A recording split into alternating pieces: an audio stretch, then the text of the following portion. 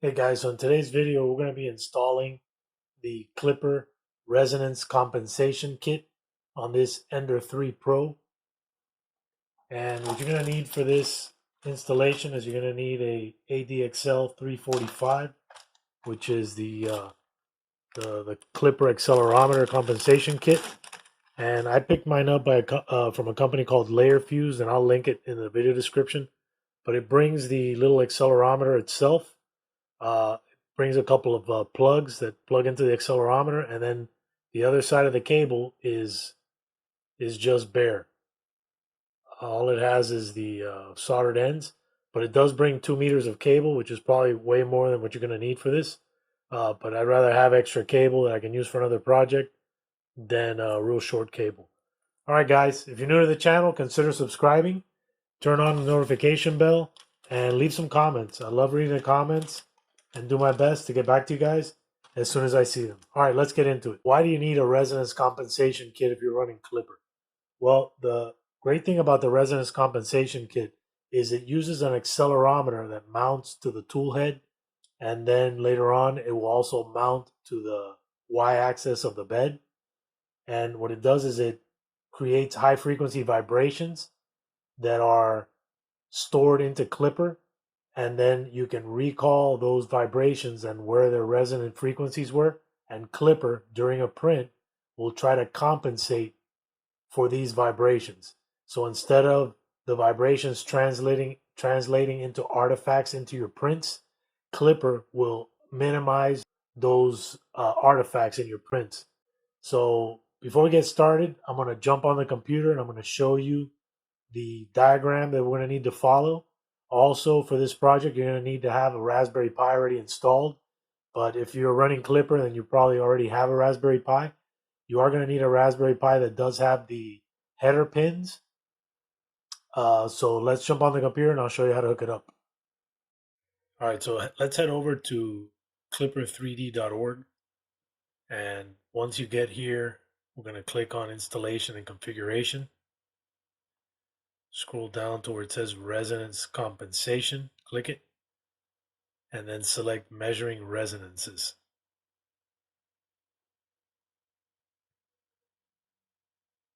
So we're going to need an ADXL345 accelerometer. And they recommend a twisted pair, Cat 5 or better. The kit that we purchased already comes with wire on it, so we'll be using that.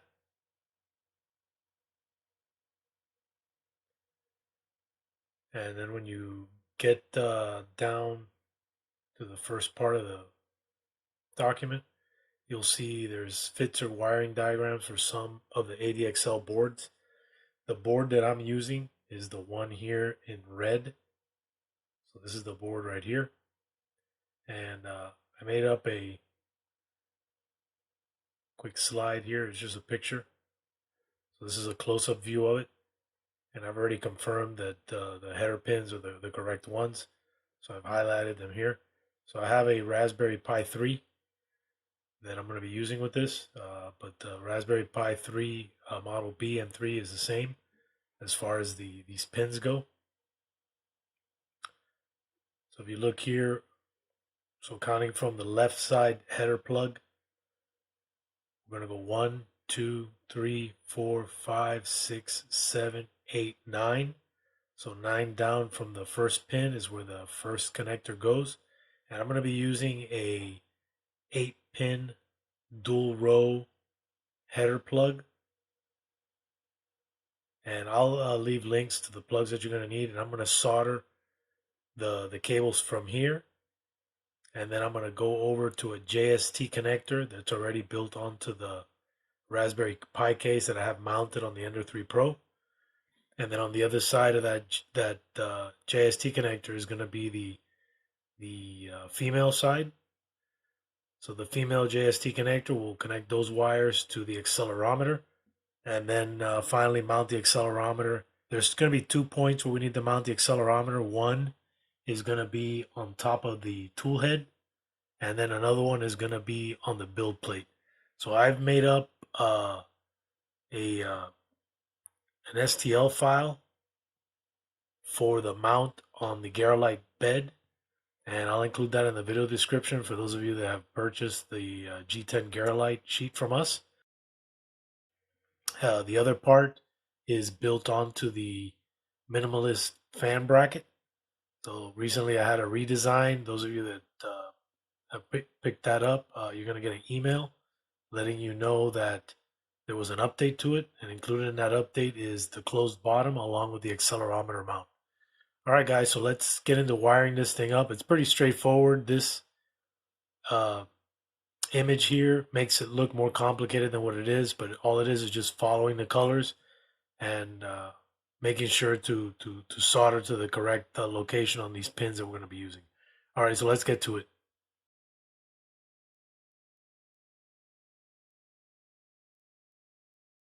All right, so I'm going to pull this cover off. This is the Raspberry Pi cover.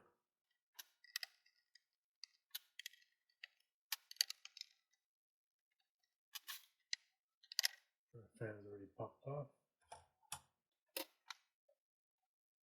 And I already have the my little 8-pin plug. So this is just a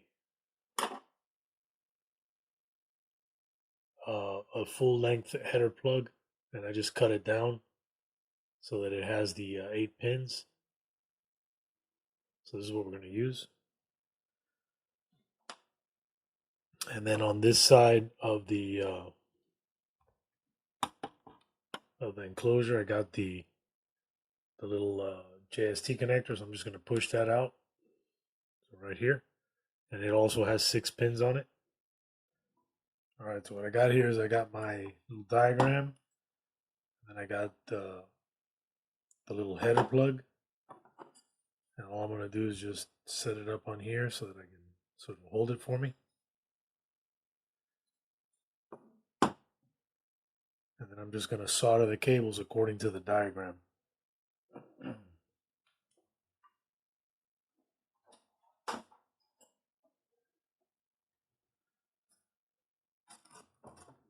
I'm going to need a short distance. Let me see, from the header pins to where the plug is.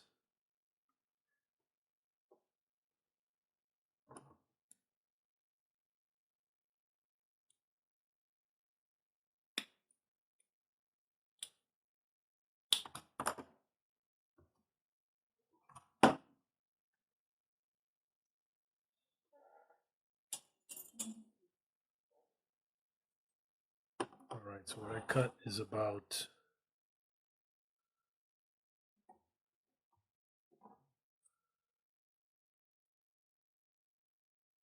about 250, 255 millimeters of cable. I'm just going to neaten this up, just strip this back a little bit.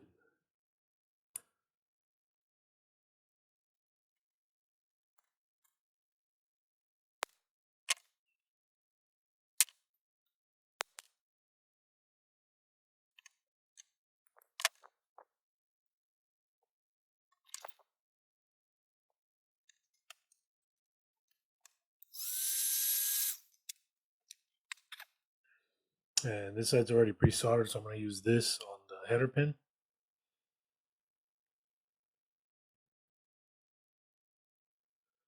And all I'm going to do is follow the diagram. So I'm going to start real quick by putting some solder on these pins.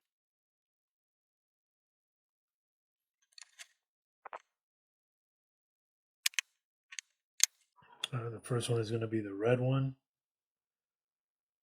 Power. Power is going to go right here.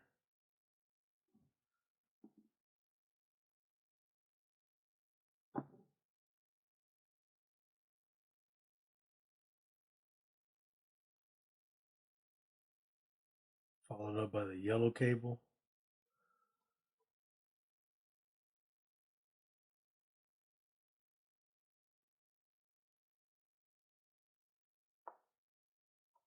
And the green cable.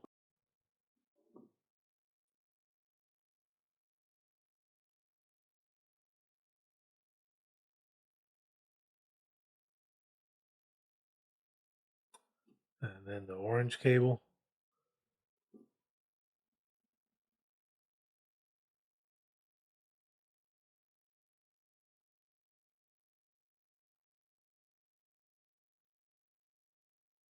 And the diagram shows this this blue wire.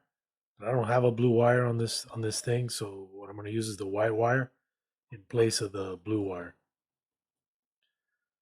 So I'm going to just flip this plug around.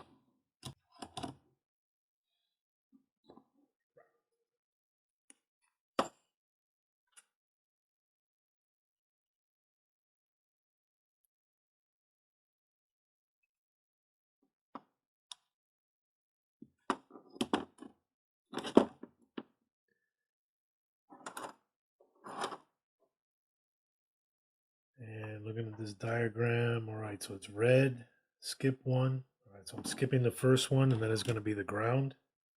So I'm going to unsolder this one. And then add my ground here. So the ground is right across from the yellow.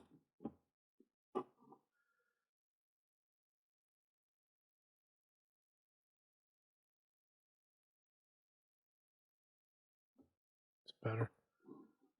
And then the blue is right across from the orange. So we don't have blue, so we're going to be using this white one.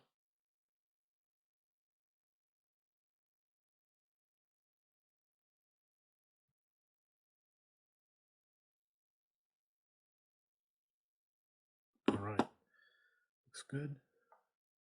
All right, so we got this plug done.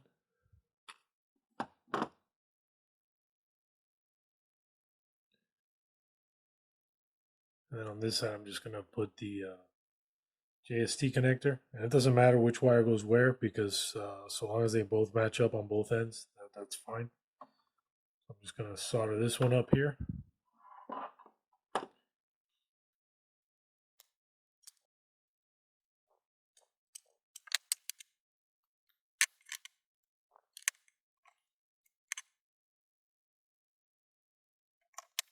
All right, these are going to need some heat shrink.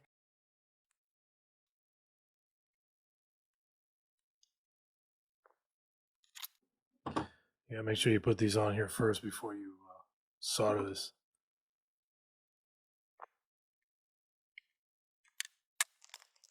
What I'm going to do now is I'm just going to run this. I'm going to fish this through here because I got to put them on the connector before I mount the connector.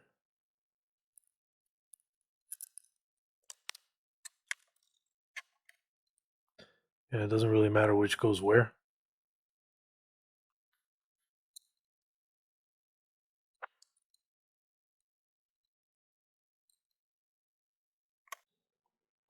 All right, that looks good. I'm just going to bring my heat shrinks over these cables and then hit it with a heat gun here real quick.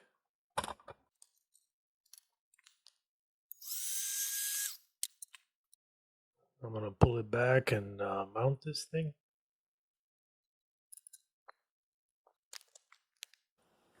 And then going back to our diagram, it shows the header like this. So I'm going to count 1, 2, 3, 4, 5, 6, 7, 8, 9. All right, so 1, 2, 3, 4, 5, 6, 7, 8, 9, and then I'm marking it. All right, so I marked the 9th pin, which is the power pin, with blue magic marker, and then to connect this, all I'm going to do is just route this thing a little bit better.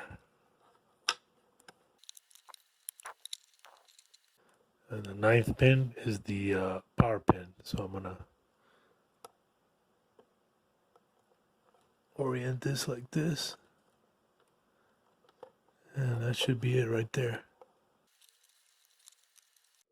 And then it's a good idea before you turn it on to double check one more time. And then what I'm going to use to hold this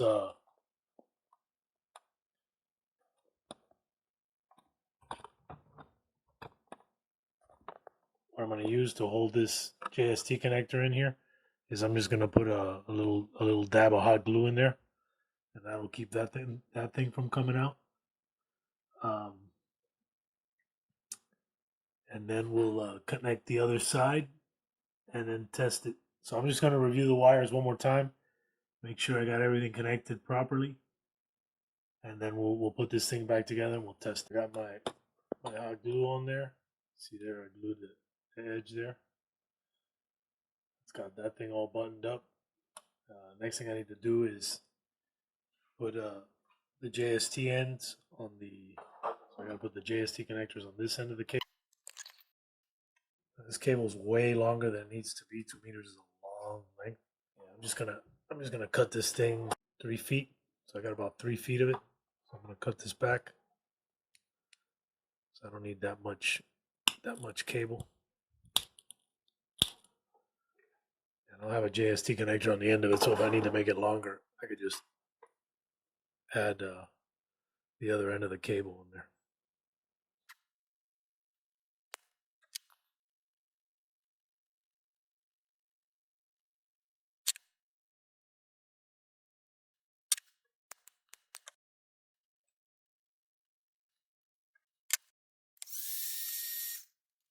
And all I'm going to do now is just put the JST connector on the ends of these cables, and then we'll match it up to a plug with the same order as those pins. We should be good to go. Cut this flush first, and all I'm gonna strip back is about maybe 2 millimeters.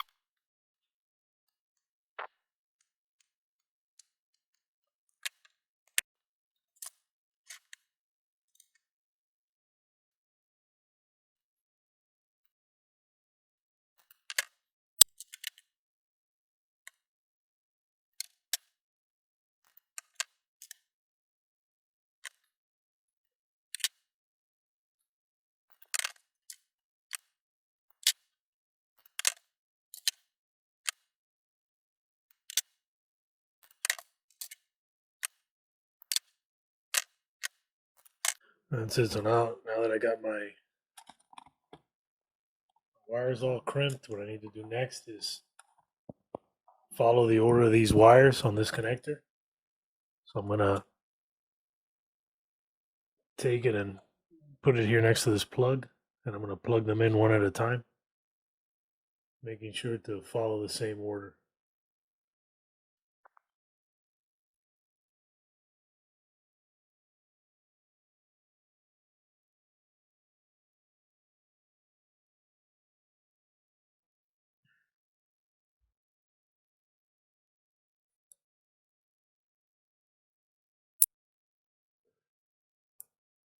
Followed by orange.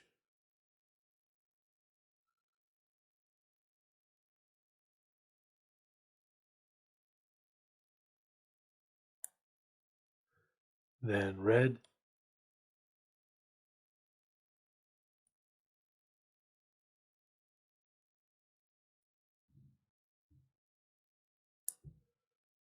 Green.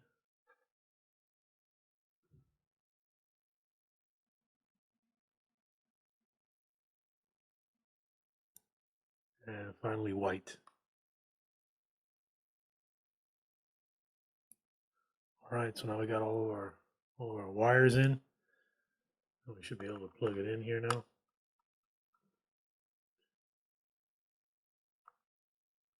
Yep, plugs in, perfect. All right, I'm gonna go ahead and close up this Raspberry Pi compartment here.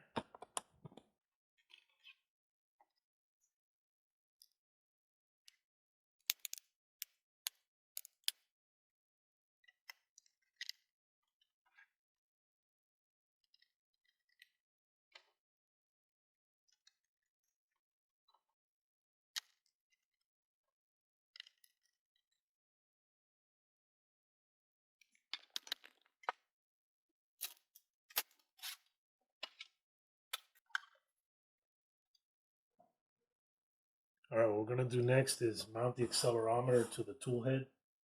So if you look here at the tool head, it's got those 2 screws at the top. So those 2 screws are for the accelerometer. Now, one thing with this accelerometer is that if you look carefully, here at this little board, you can see that these little components are very close to the screw. So I didn't want to touch any of those components with the screw. So what I did is I printed up a little washer. You can see a little plastic washer, and that gives it enough space that the screw doesn't touch any of the components. So I'll include all these STL files in the video description. That way, you guys, if you want to use this, you can.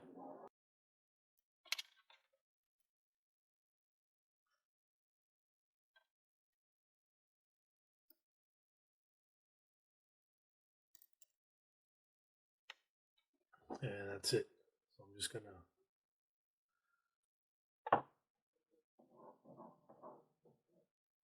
let's jump on to Klipper, and we'll check to make sure that it's communicating with the device,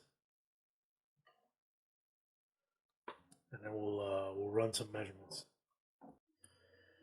In this step, we're gonna check our communication with the accelerometer, and then also run a resonance measurement test.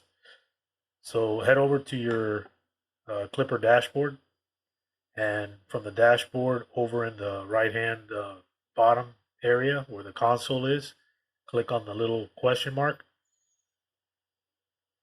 and we're gonna click on this accelerometer query. And before we query the accelerometer, let's go ahead and home the printer. So click home all.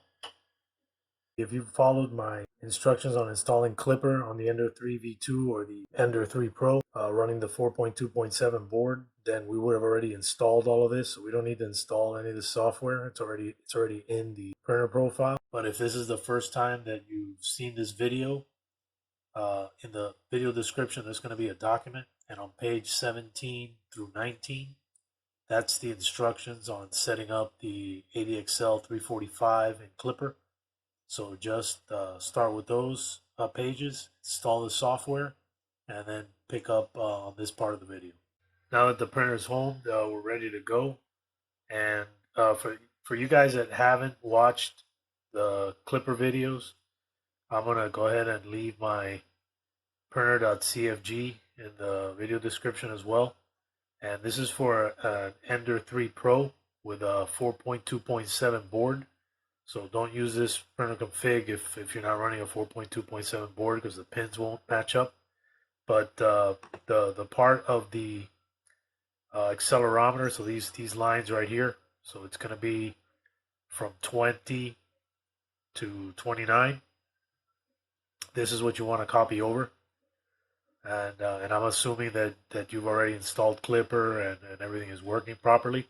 If this is the first time you see this video and you haven't installed Klipper using my guide, I encourage you to watch either the install of Klipper on the Ender 3 V2, or if you guys are running a 4.2.7 board on any of your Ender printers, you can watch the video on installing the Klipper on the Ender 3 Pro running a 4.2.7 board.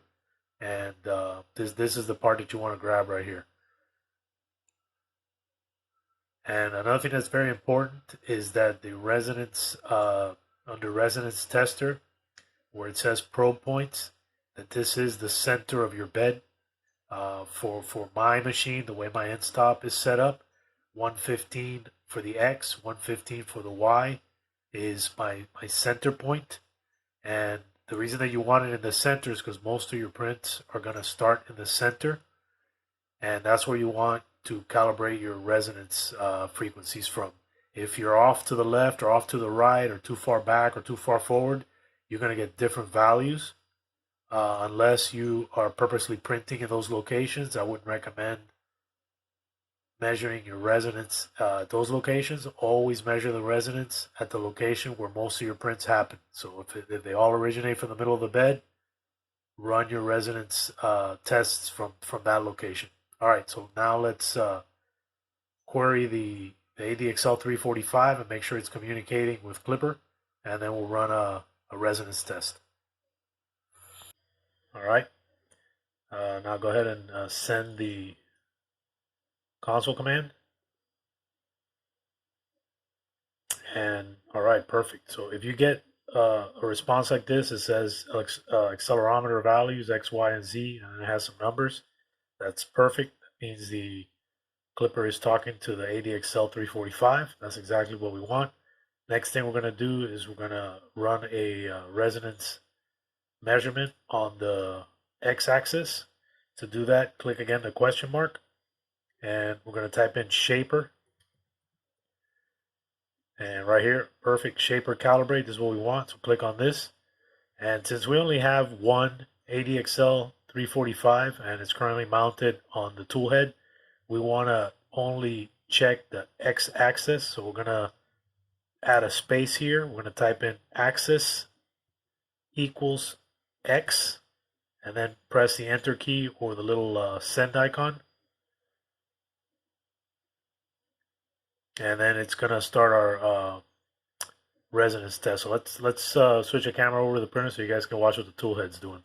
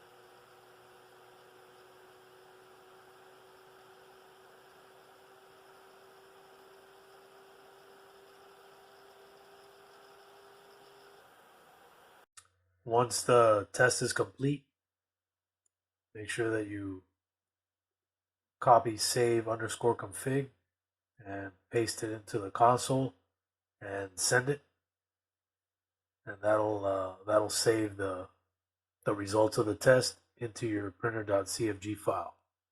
I've already done it, so I'm not going to click it again, but that's what you got to do. All right, so let's move the tool over to the bed.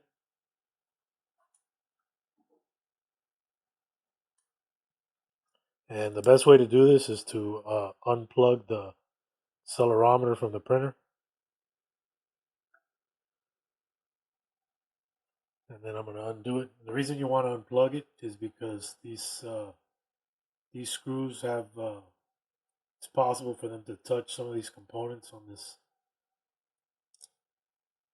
this board, and you could potentially damage it. So by unplugging it, you remove all the power from the board, so that can't happen.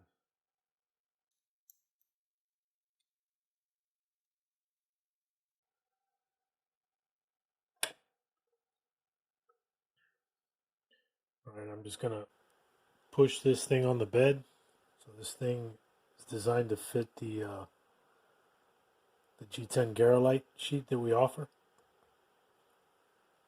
And it's just a press fit.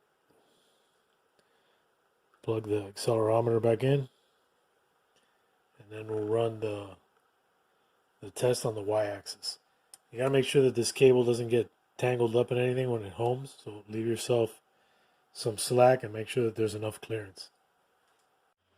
Now we're gonna set up the y-axis resonance test. So back on the dashboard, we're gonna home the printer again. Once that's done, hit the little question mark again. I'm going to start typing in shaper. And once it shows up, click on shaper calibrate. And we need to add a space. Then type in axis equals Y and send it. And let's jump over to the printer so I can show you what it's doing.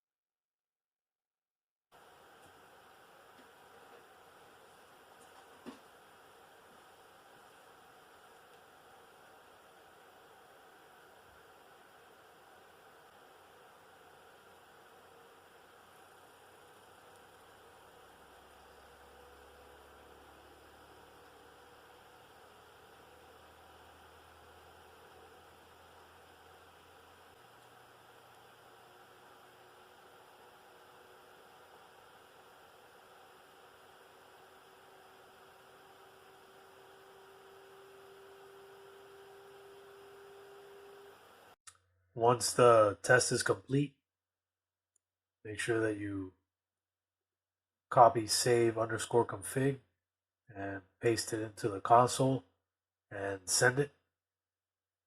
And that'll save the results of the test into your printer.cfg file. All right, now that our tests are complete, let's jump over to our printer.cfg and see if we have the input shaping values. And the cool thing about doing it this way, if you look at the Klipper documentation, they make you do this in such a way that it's just super confusing. But doing it this way, you're allowing Klipper to select the best setting for your printer. And it makes it a lot easier. So if you scroll down here, so here's our input shaper values. And these are the results from each of our tests. So after we did the first test measuring the resonant frequency of the x-axis, it put the value in here. It selects MZV, and then we saved it. And then we ran the resonance test on the y-axis, and then these are the values that it selected for us. And again, it saved it for us. And that's pretty much it. So now let's run a reference print first. And what I'm going to do is I'm going to jump down here, and I'm just going to open up a notepad file here real quick. And I'm just going to right click, cut these values out of here. And I'm going to paste them in my notepad. You guys don't have to do this. I'm just doing it just to get the input shaper values out of here so that we can run a test print prior to having these settings ready for us. That way we can see what the prints looked like before we put in the input shaping values in here versus what they look like after. Another thing that you got to disable is the pressure advance. So I'm going to go over here to pressure advance 1. I'm going to right click on this, cut. I'm going to put this down here somewhere. Save and restart. And then let's set up our test print. So I'm going to jump over to the Klipper documentation under resonance frequency. And we want, let me see, yeah, resonance compensation. Yeah, perfect. All right, so so when you open up the document, you click on this little down arrow where it says resonance compensation, and we want the first one, resonance compensation. Click on that. It's going to take you to the top of this page. And here's where we're going to set up our reference print. So I'm going to scroll down here to the tuning portion, and right here there's a link to a ringing tower. So just click on that to download it, and then we're gonna need these values over here. So I'm gonna grab my little notepad file here,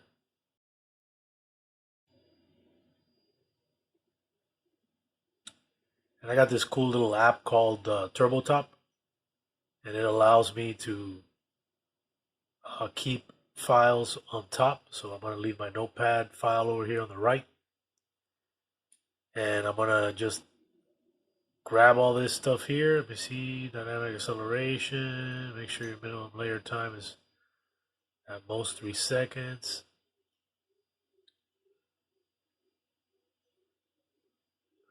Minimum layer time.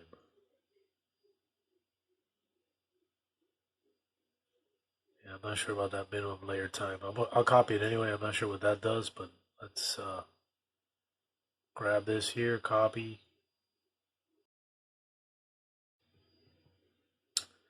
So that's how we know what our settings need to be. And let's grab any other relevant information we need here. Okay, says here square corner velocity reverted back to 5. I believe ours is already set to 5, but we'll verify that here in a minute. So I'm going to grab this line here.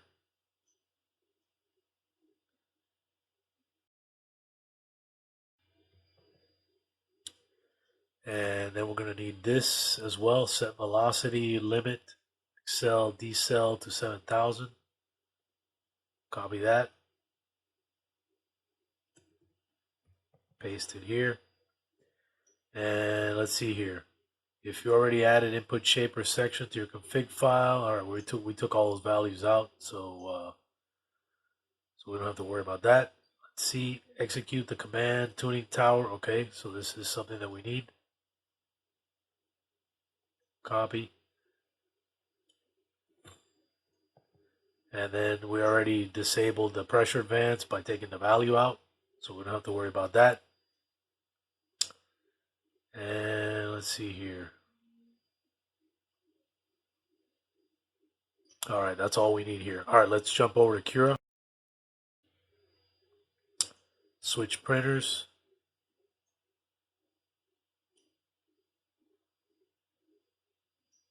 All right, I'm going to get rid of this model. And in your download folder, bring up the ringing tower. And you don't need to change the orientation on this model. Just leave it alone. Even though it shows X over here on the side, it's supposed to be that way. So I'm going to come over here to the settings. And it says here, quality, suggested layer height is 2. So I have already mine set at 2. Yep. Ink fill top layers can be set at 0. So we're going to set our ink fill at 0.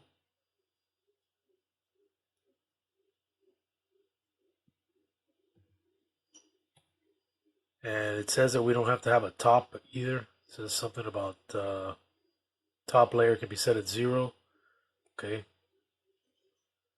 So top layer 0. And I'm going to put bottom layers 4.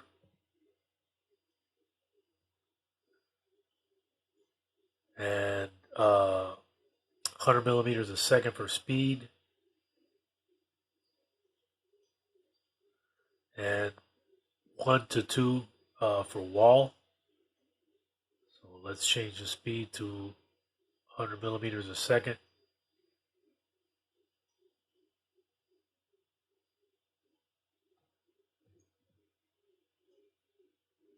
And let's change our wall to 2.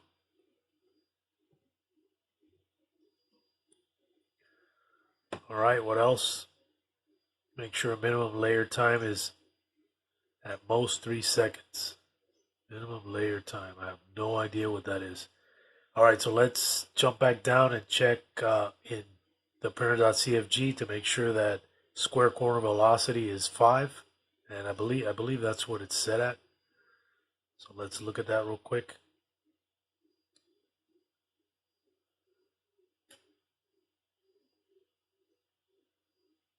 I'll minimize this for now. Yeah, right here, square corner velocity. I have it already set at 5, so that's fine the way it is. And they want the velocity set at 100 millimeters a second. So let's put this at 100 millimeters a second.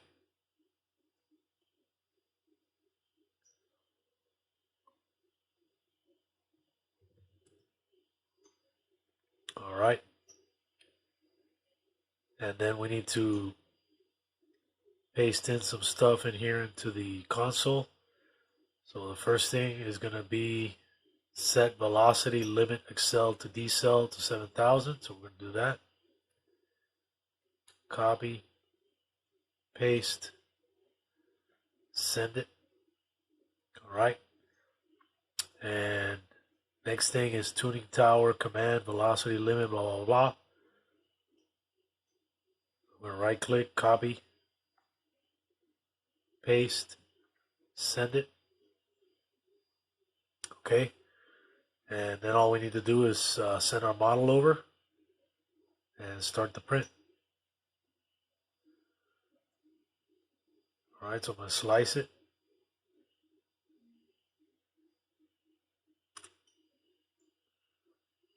Let me check and make sure that I got a brim around this thing.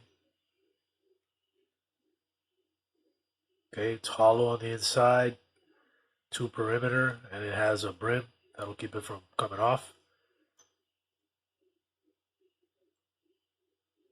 All right, let's upload it to Klipper. And start the print job.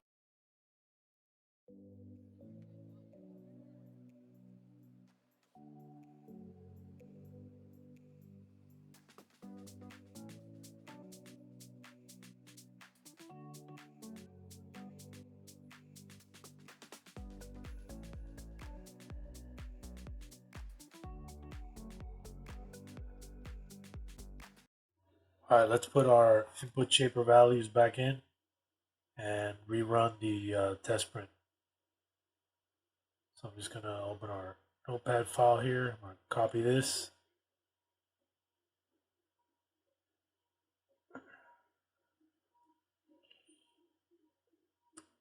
Click on machine, printer.cfg. I'm going to scroll all the way down to the bottom here and right click paste.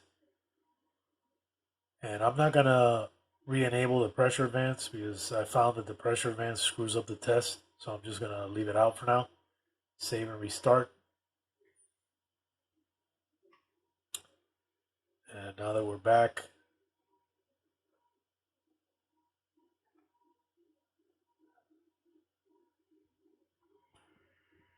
all right, so now we got to go in the console here again.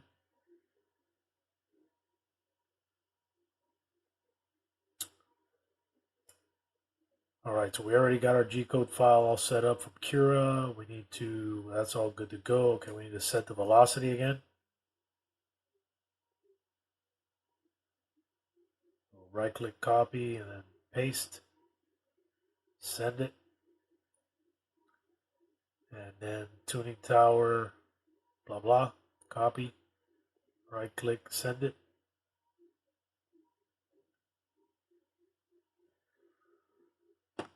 All right, something else we got to change, the speed down here. Yep, got to put the velocity to 100. And you got to press enter here for it to stick. All right.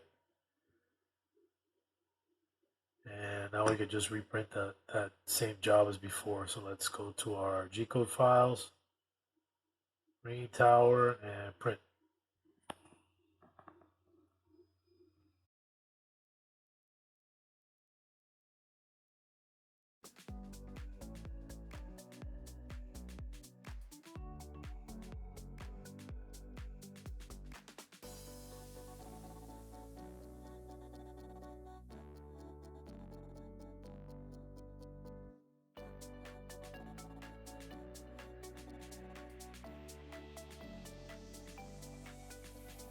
Alright guys, so here are our test parts. So let's take a look at the first one.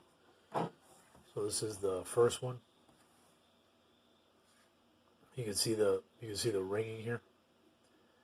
And the way that this thing works is it starts off at 1500 as far as the velocity goes, and then it slowly ramps up 500 millimeters a second at a time, all the way up to 7,000. So one thing that I noticed with this particular test, all the ones that I've seen online show this gap starting really small and getting really huge up at the top. But if you notice, it starts off really small, but really doesn't get very big when it gets to the top. And I couldn't figure out why it was like this. And then it dawned on me. It's because of the Garolite sheet that I'm using as a build plate doesn't weigh hardly anything. So if I was to run this test using the glass bed, and I'll have to verify this, I'll have to confirm it, but I'm pretty sure if I run this with a glass bed, it'll start off real tight here at the bottom, and it'll be like an open gap at the top. Because as the movements get more intense, you're going to get more vibration that's introduced into the print, at least on the reference piece, and this gap is going to be real wide. But anyway, yeah. So here's the little rigging that's been going on. You can see it starts down here very low. You can hardly notice it, but as you get up in here, you start to notice a lot of rigging. So now let's take a look at the more rigging over here. So now let's take a look at the after input shaping has been calibrated part. Here you go. So super low ringing down here, and really nothing like this one. I mean, you look at this one, and it's ringing galore, man.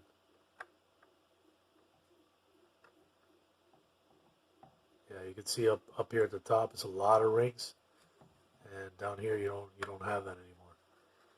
And then here's where I was talking about with the gap. So even with this one, still there's very little gap up here. But again, almost no ringing compared to this one. See lots of ringing over here and almost nothing down here. Let's look at this side. Same thing on this side. Lots of ringing. And then when you look at the after input shaping, yeah, the ringing's pretty much gone. So what I'm going to do, the next thing that you want to do is you want to look at this model carefully. And so I'm going to look here at this gap here. And once I notice it start opening up, so I start to notice it opening up right about here. So this is so it starts at 1500. And each 5 millimeters, which I think 5 millimeters is the distance here. So 1, 2, 3, 4, 5, 6, 7, 8, 9, 10, 11, 12. Yep. All right. So each one of these is 5 millimeter. So for me, I'm starting to see it open up right about here. So I'm going to go 1500, 2000, 2500, 3000, 3500, 4,000.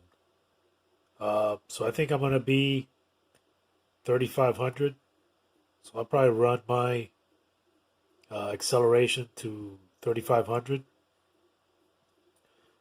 and then I'll check and see what the prints look like. But that's how you determine what to set your velocity to and your maximum acceleration, is by using this model. So now I know my acceleration can be around 3,500. That's what I'm going to set it at, because I get consistent gap up until about that point. Then after that, I can see the gap opening up here, and then it starts to close off, and right about here is the sweet spot. Alright guys, if you enjoyed this video, give it a thumbs up. If you're new to the channel, consider subscribing, turn on your notification bell, and leave me some comments. I love reading the comments and do my best to get back to you guys as soon as I see them. Alright guys, till the next video. Oh yeah, look at that. Wow. Look at that ringing. Crazy. Amazing. Alright guys, take care.